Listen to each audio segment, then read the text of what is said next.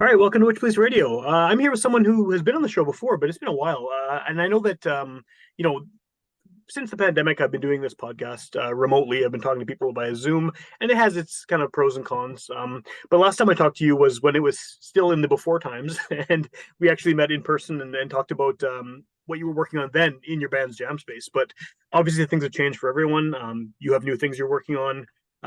We can't necessarily do it in person like we used to, but I think that I'm very curious to hear about what you're working on and what your new projects are. So, if you want to just kick us off by introducing yourself and maybe give a bit of background about what it is you do as a musician.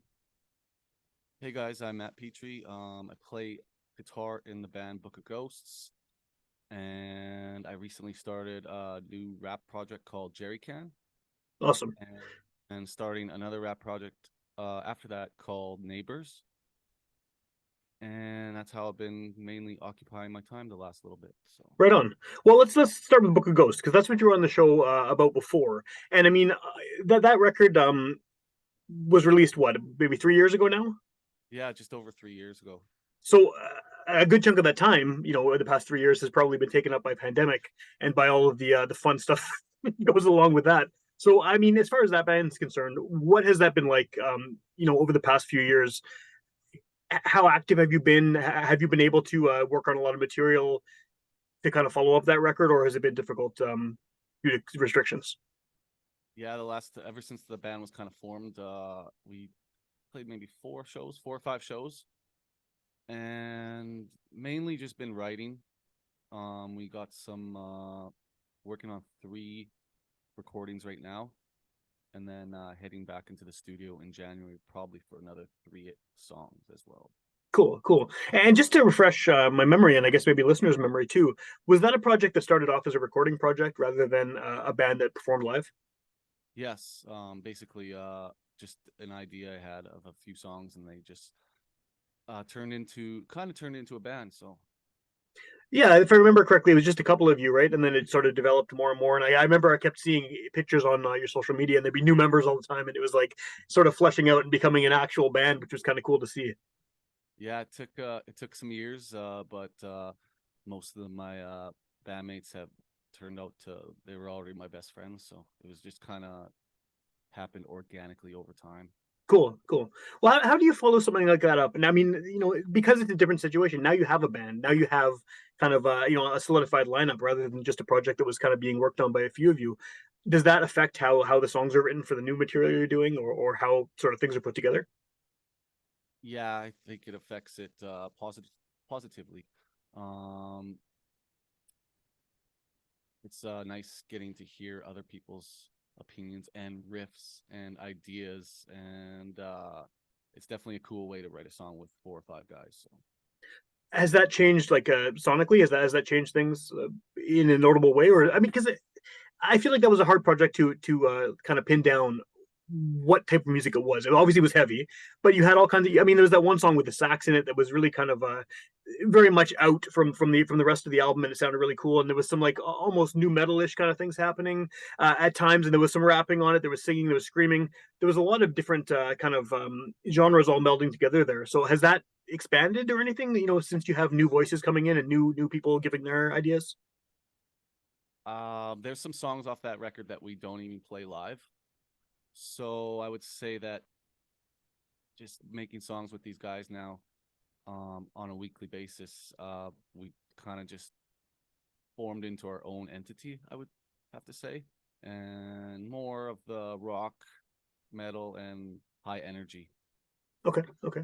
And is the goal that once you have this new stuff out, like, are you hoping to play a lot more shows as Book of Ghosts?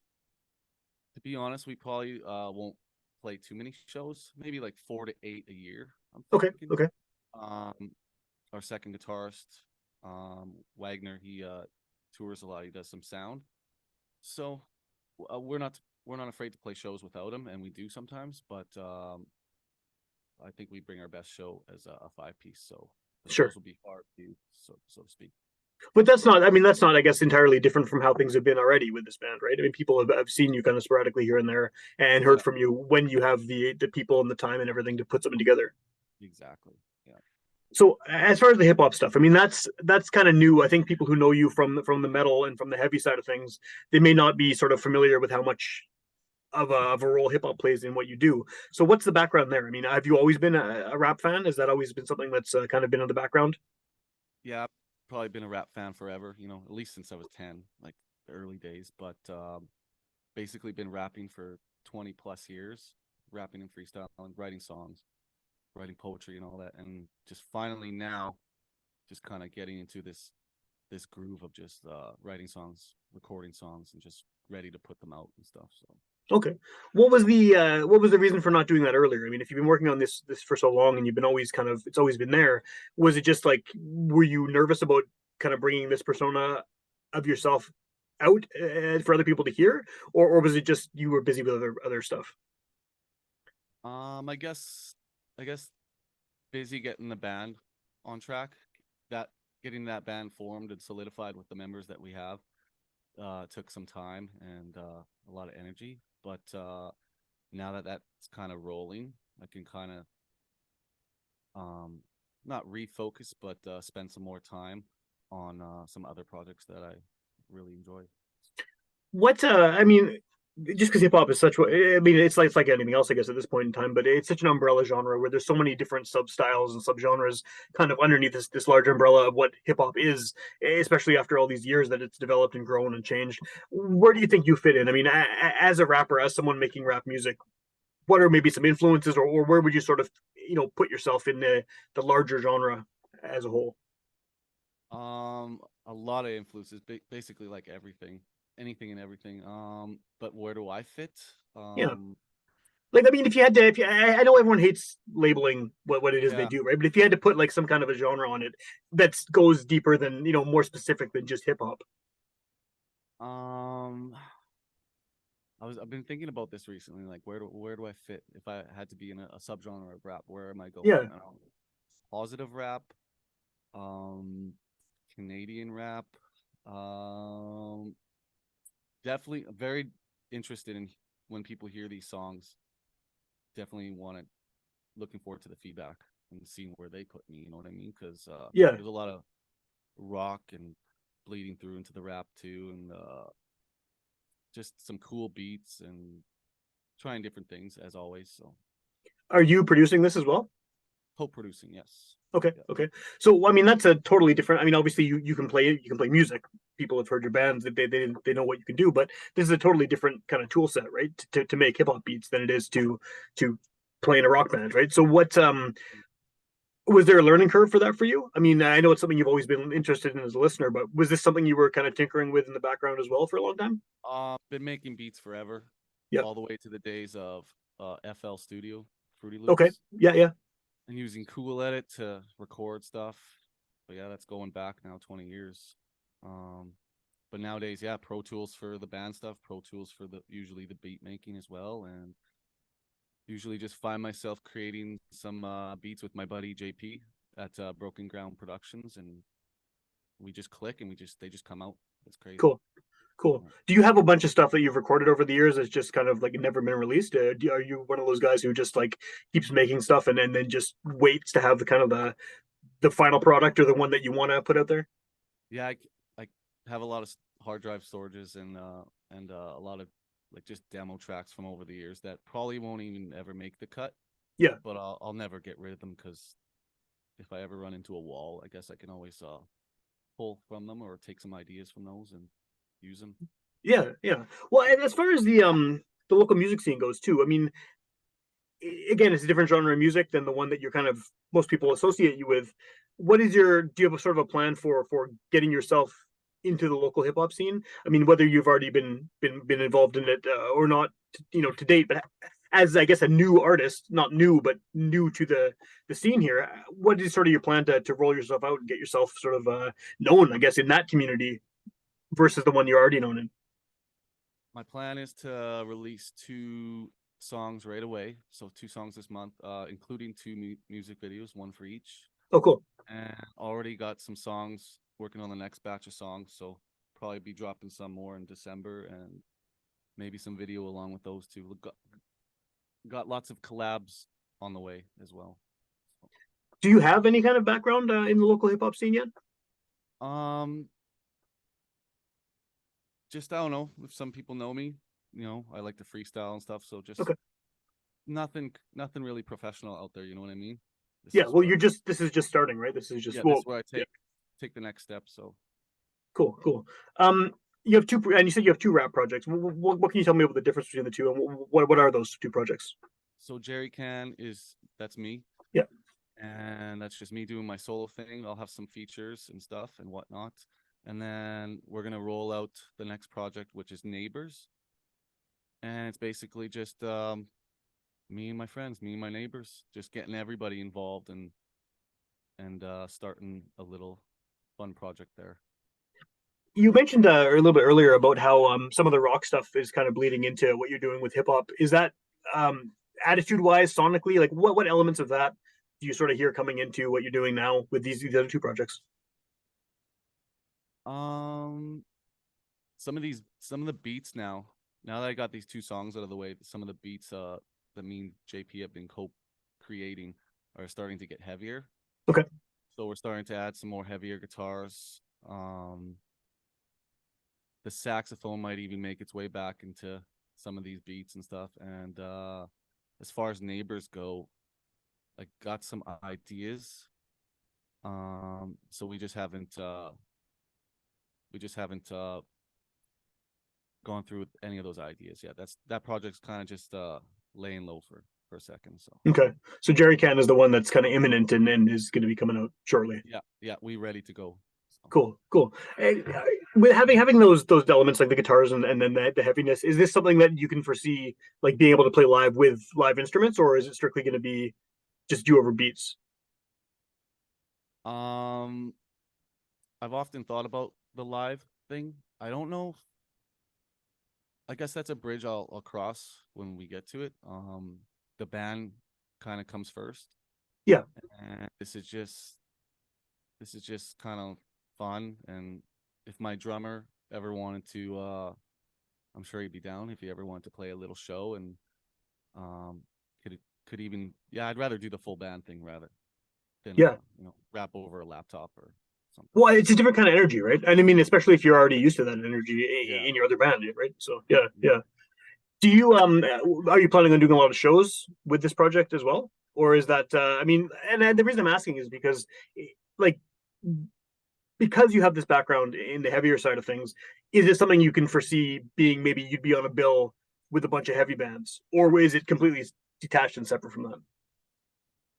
That's a very good question. I've been thinking about that recently too. Like, there's certain acts where like if they come roll through town, like maybe maybe my band or one of these rap projects could open the night. So there's always there might always be these opportunities on the rise for shows, but as far as performing rap, it'll probably just the performance part will probably just be on the back burner for Okay, now.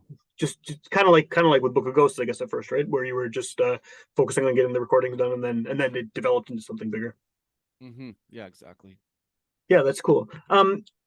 Did I mean, I know you said earlier that the rap stuff has been in the works for years now, but did the experience of going through the pandemic, which everyone went through, everyone's had different kind of reactions to how to deal with it and how to remain creative, was that period a useful one for you, I guess, as a writer and as someone making music and trying to sort of generate this new music and get it out there? Like, did you manage to find a lot of time during the 2.5 years where things were crazy to actually do that? Yeah, like that was a great writing period. Like, um, definitely used a lot of that time to reflect and write, whether it was rap or guitar riffs for the band or whatever. And I owe a lot to my drummer, my buddy Matt in the band. Me and him put in a lot of hard work um, every week, just keeping things moving along during the pandemic, even when we were supposed to get together, if you know what I mean. Oh, right. Okay. So you're doing, yeah, yeah.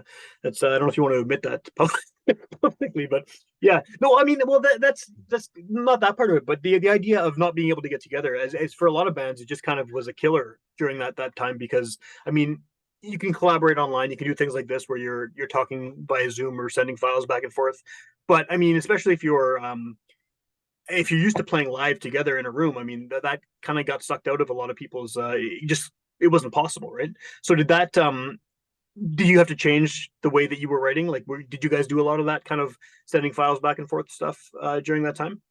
Yeah, we did do a bunch of that, and we still do.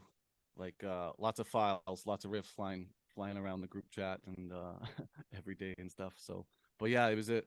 The pandemic killed some people's livelihoods, you know. And Totally. this is just our hobby, but it definitely put a damper on a lot of local bands as well.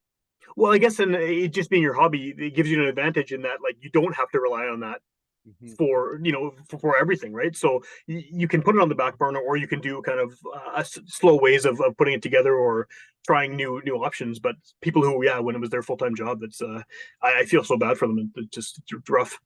Yeah, yeah. Is writing collaboratively, is it different when you're doing it that way, when you're sending things back and forth rather than being in the room together? Like, do you find that the songs end up taking different shapes when you're doing a remote songwriting style? I like how less gas you pay doing it this way. Sure, yeah, yeah, yeah. But in terms of the actual music itself, Um, yeah, it's almost like a race, like yo, check this new riff out, guys, and then who's sending someone something back right away, right? Like maybe even that same day, or someone hums out the next part and they record that audio clip and send it back. Like um smartphones these days are crazy, and like yeah. ideas, yeah, just every day grow. It's pretty cool.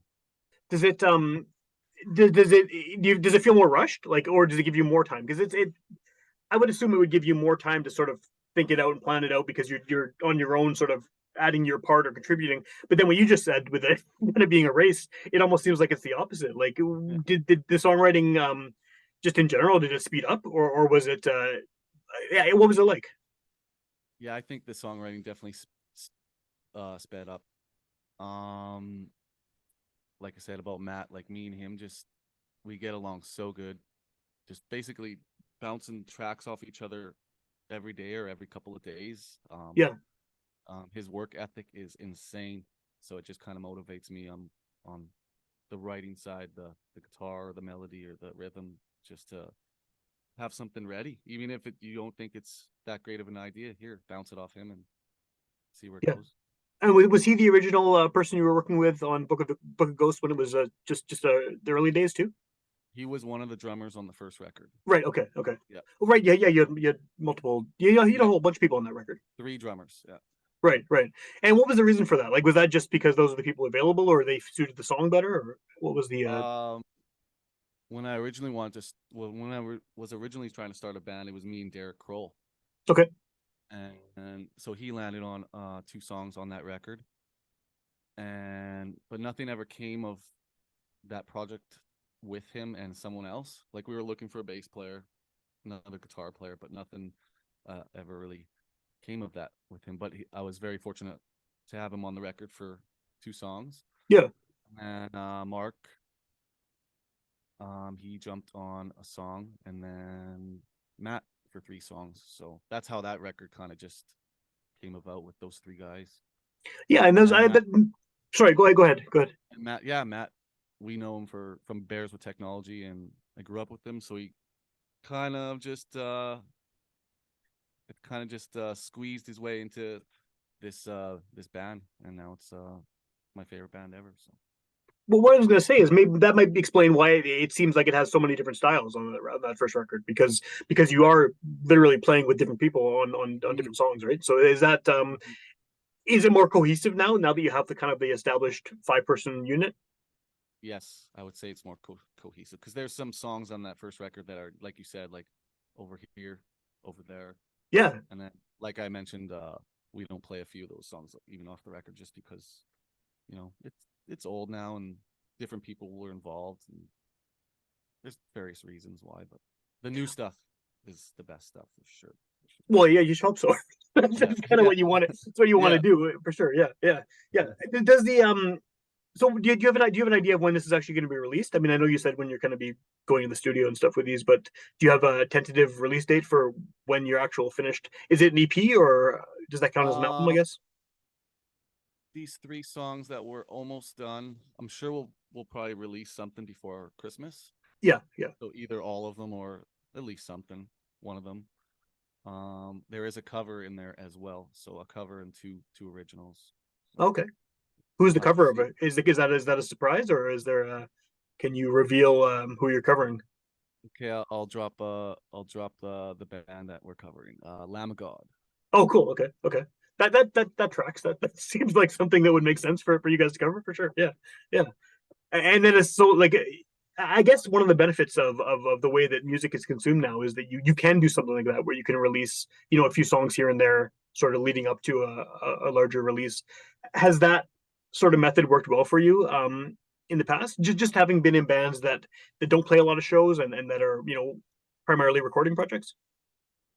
We've done it in the past, a few times, but I think going forward now, the fact that we have three songs right away, let's say by Christmas, we'll probably just slow release them, and Yeah. then because we're going back in the studio for 3 or 4 songs in January, so should have lots of content just kind of going forward, and yeah, the singles for now.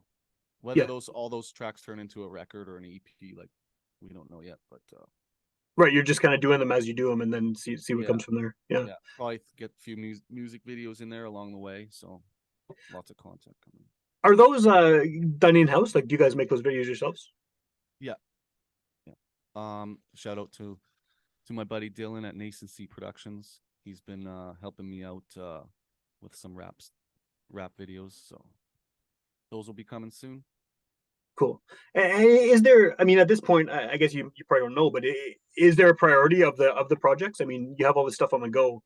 Is Book of Ghosts kind of the main focus, and then the rap stuff is something you're doing on the side, or are they even, or sort of? Do you have a? I don't want to say favorite because I'm sure you enjoy doing all of it, but do you have sort of a priority for yourself musically?